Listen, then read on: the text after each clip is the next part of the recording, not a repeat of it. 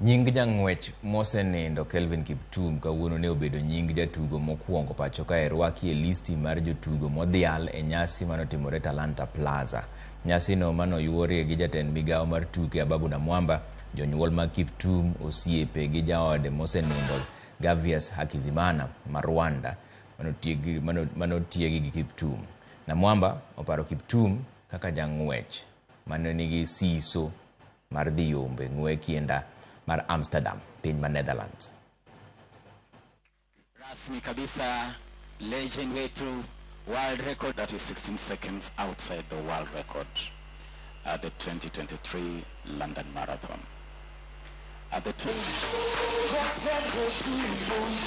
wow, picha gazeti hapo, picha ya Instagram.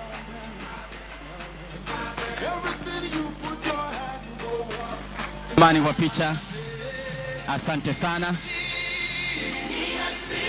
It's a very historic moment really for us as a ministry and as a government. We consider this to be the beginning of a heritage of how we should always immortalize our great legends. I had incredible hope in this young man. He kept on telling me, Rotterdam is where I'm going to show the world that I haven't done anything yet. And so I was really, and he kept on telling me, you need to come to Rotterdam and watch me do this.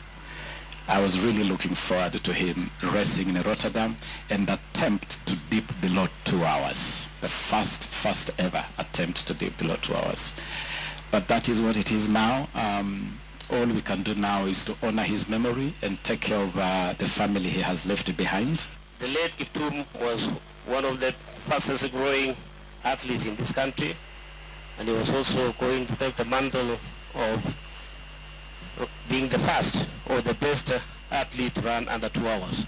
It's unfortunate that we lost him. It has been a problem, not a problem, but something that has happened affecting the Kenyans and also all the sportsmen and women all over the world. It is befitting that from against Kenya to honor him. Nashukuru serikali ya Kenya, nashukuru dunia mzima. Kijana yangu haikuwa yangu, ni ya dunia, na aliberesha bendera ya Kenya ulimwenguni.